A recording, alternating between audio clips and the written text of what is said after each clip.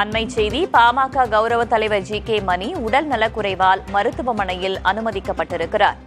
சென்னையில் உள்ள தனியார் மருத்துவமனையில் ஜி.கே. மணி அனுமதிக்கப்பட்டுள்ளார். அண்மை செய்தியாக பார்க்கிறோம். முன்னதாக பாமக சட்டமன்ற உறுப்பினர் அருளை தொடர்ந்து கட்சியின் கௌரவ தலைவர் ஜி.கே. மணியும் நெஞ்சுவலியால் மருத்துவமனையில் அனுமதிக்கப்பட்டிருக்கிறார்.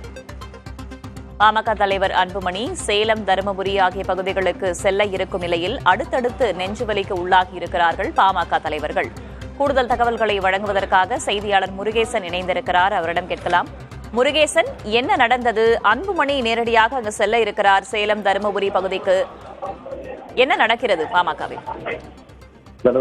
பாட்டாளி மக்கள் கட்சியின் தலைவர் யார் என்ற அதிகார பகிர்வு, அதாவது தந்தை மகனுக்கும் இடையே கடந்த சில மாதங்கள் தொடர்ந்து நீடித்து வருகிறது. பாட்டாளி மக்கள் கட்சியின் தலைவர் நான் தான் பொதுக்குழுவில் முறைப்படி தேர்ந்தெடுக்கப்பட்டேன், தேர்தல் ஆணையத்தை அங்கீகரிக்கப்பட்டுள்ளேன் என்ற தகவலை அன்புமணி கூறி வருகிறார். அதே நேரத்தில் நான் தான் நிறுவனர், நான் தான் தலைவர் என்ற முடிவை எடுப்பேன், வரும் 2026 சட்டமன்ற தேர்தல் வரை நான் தான் தலைவராக இருப்பேன் என்று கூறிய ராமதாஸ் அவர்கள் திடீரென்று மறுநாளே சாகும் வரை என் உயிர் மூச்சு உள்ளவரை நான் தான் தலைவர் என்று கூறினார். இதனைத் தொடர்ந்து தற்போது அதிகாரம் யார் பக்கம் இருக்கிறது காப்பதற்காக இருத்தரும் தனித்தனியாக அவரவர் நிர்வாகிகளை சந்தித்து வருகிறார்கள். இந்த சூழ்நிலையில் பாமக தலைவராக இருக்கக்கூடிய ராமதாஸ் அவர்கள் ஒவ்வொரு மாவட்டத்தோறும் பொதுக்குழு நடத்துகிறார்கள். இதுவரை 8 மாவட்டங்களுக்கு பொதுக்குழு நடத்தியிருக்கிறார்கள். இன்றைய தினம் காலை திருவண்ணாமலையிலும் மாலை கள்ளக்குறிச்சி நடத்தியிருக்கிறார். இதனைத் தொடர்ந்து மாவட்டத்தில் தன்னை தலைவராக தேர்ந்தெடுக்கக்கூடிய அந்த தீர்மானம் நிறைவேற்றி வரக்கூடிய சூழ்நிலையில் தற்போது நாளை காலை சேலத்திலும், அதைத் தொடர்ந்து நாளை மாலை தருமபுரியிலும் பொதுக்குழு நடத்தியிருக்கிறார்.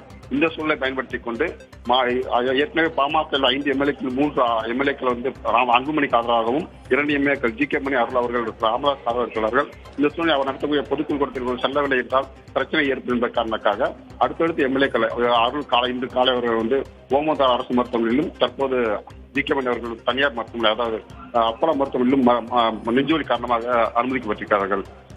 முன்னதாக அன்புமணி மன்னிப்பு கேட்டது, ஒரு பொதுக்கூட்டத்தில் அவர் மன்னிப்பு கேட்டது. அதனை தொடர்ந்து அன்புமணி ராமதாஸ் மற்றும் ராமதாஸ் இருவருடைய தைலாபுர சந்திப்பு, இது போன்ற நகர்வுகளால் சுமூகமான தீர்வை நோக்கி நகர்கிறதா என்ற ஒரு கேள்வியும் எழுந்ததில்லையா?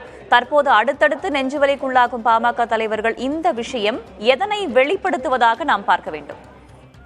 தற்போதைய சூழ்நிலையில் கட்சியின் தலைவர் யார் என்பதை உறுதிப்படுத்தக்கூடிய வகையில் அதிகார போட்டி நடக்கக்கூடிய இந்த சூழ்நிலையில் இந்த இருவருமே அன்புமணி ஆதரவாளர்கள் என்பதை தாண்டி ஜி.கே. மணியின் அருள் அவர்கள் ராமதாஸ் தீவிர ஆதரவாளர்கள் என்று வெளிப்படையாக கடந்த காலங்கள் தெரிய வந்திருக்கு. அதற்கு ஆதரவாக பேசியிருக்கார்கள்.